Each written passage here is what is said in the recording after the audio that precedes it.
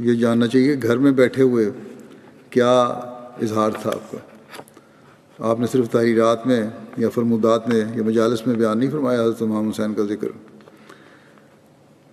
یا حضرت صلی اللہ علیہ وسلم کے خاندان سے محبت کا اظہار ظاہری طور پر نہیں کیا، بلکہ گھریلو مجلس میں بچوں کے ساتھ بیٹھ کر بھی جذبات کا اظہار کیا. حضرت مرزا بشیر احمد صاحب رضی اللہ عنہ بیان کرتے ہیں کہ رسول پاک صلی اللہ علیہ وسلم کے ساتھ اسی عشق کی وجہ سے حضرت مسیح موعود علیہ السلام کو آپ کی آل و اولاد اور آپ کے صحابہ کے ساتھ بے پناہ محبت تھی. چنانچہ ایک دفعہ جب محرم کا مہینہ تھا اور حضرت مسیح موعود علیہ السلام اپنے باغ میں ایک چارپائی پر لیٹے ہوئے تھے، آپ نے ہماری ہمشیرہ مبارکہ بیگم سلمہ اور ہمارے بھائی مبارک احمد مرحوم کو، جو سب بہن بھائیوں میں چھوٹے تھے، اپنے پاس بلایا اور فرمایا آؤ میں تمہیں محرم کی کہانی سناؤں. پھر آپ نے بڑے دردناک انداز میں حضرت امام حسین رضی اللہ عنہ کی شہادت کے واقعات سنائے.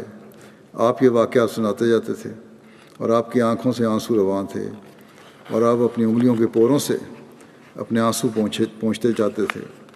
اس دردناک کہانی کو ختم کرنے کے بعد آپ نے بڑے کرب کے ساتھ فرمایا یزید پلید نے یہ ظلم ہمارے نبی کریم کے نواسے پر کروایا، مگر خدا نے بھی ان ظالموں کو بہت جلد اپنے عذاب میں پکڑ لیا. اس وقت آپ پر عجیب کیفیت آ رہی تھی اور اپنے آقا کے جگر گوشے کی المناک شہادت کے تصور سے آپ کا دل بہت بے چین ہو رہا تھا، اور یہ سب کچھ رسول پاک کے عشق کی وجہ سے تھا. اس بارے میں خود حضرت نواب مبارکہ بیگم صاحبہ بیان فرماتی ہیں. ایک جگہ کہتی ہیں اسی واقعے کو، کیونکہ ان کے ساتھ یہ ہوا تھا. کہتی ہیں آپ باغ میں چرپائی پر لیٹے ہوئے تھے حضرت مسیح السلام، میں اور مبارک ایک کشفہ آپ کو دکھلانے کے لیے لائے پکڑا. آپ نے فرمایا آؤ تمہیں، اس کو تو نظر انداز کیا اور پھر فرمایا کہ میں تمہیں محرم کی کہانی سناؤں. پھر کہتے ہیں ہم دونوں پاس بیٹھ گئے. یہ ماہ محرم کا پہلا عشرہ تھا. آپ نے شہادت حضرت امام حسین علیہ السلام کے واقعات سنانا شروع کیے. فرمایا وہ ہمارے نبی کریم کے نواسے تھے، ان کو منافقوں نے ظالموں سے بھوکا پیاسا کربلا کے میدان میں شہید کر دیا.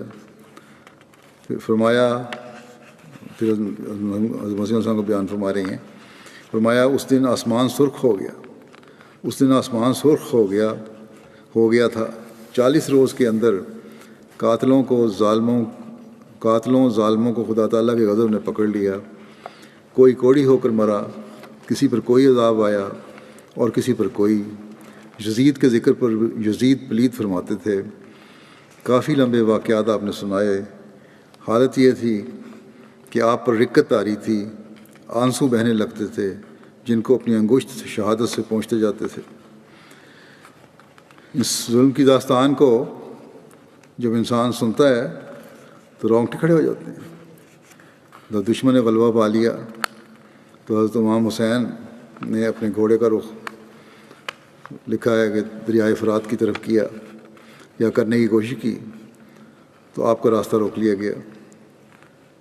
ایک شخص نے آپ کو تیر مارا جو آپ کی ٹھوڑی کے اوپر لگا، یہاں آ کے بڑا زخم گہرا ہو گیا.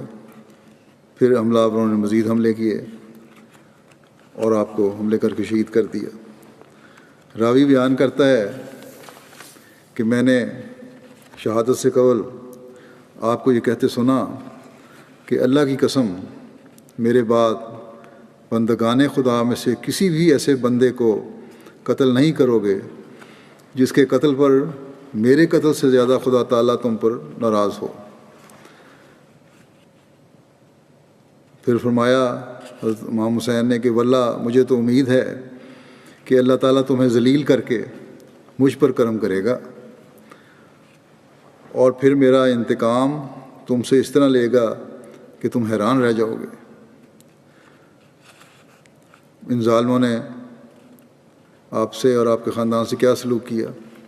شہید کیا اور شہید کرنے کے بعد پھر خیموں کو لوٹا، عورتوں کے سروں سے چادریں اتاریں، حضرت امام حسین کی نعش پر سے شہید کرنے کے بعد ان کے کمانڈر نے بلایا کہ ان کی نعش لٹائی ہوئی ہے، اس پہ سے کون گھوڑوں سمیت گزرے گا، اور 10 گھوڑے تیار ہوئے اور ان کو گزار کر نعش کو پامال کیا گیا، آپ کی کمر کی ہڈیوں کو اور پسلیوں کو چکنا چور کر دیا گیا۔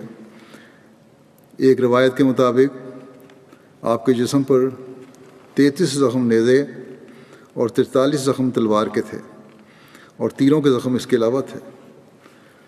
پھر آپ کا سر کاٹ کر گورنر کے پاس بھیجا گیا اور اس نے یہ سر کوفہ میں نصب کروایا۔ ظلم کی انتہا ہے، کوئی خبیث ترین دشمن بھی اس طرح نہ کرے۔ یہ تو مختصر میں نے بیان کیا ہے۔ جب حضرت مسیح علیہ الصلوۃ والسلام بیان فرما رہے تھے تو اس وقت اس واقعے پہ آپ غم سے آنسوؤں کی جھڑی لگی ہوئی تھی۔ بس کس طرح کہہ سکتے ہیں کہ ہم نعوذ باللہ خاندان ابوہ سے محبت نہیں کرتے یا اس کا ادراک نہیں رکھتے؟ گزرے ہوئے 100 سال کی تاریخ گواہ ہے، سائے کی طرح سایہ فگن ہم پہ خدا ہے۔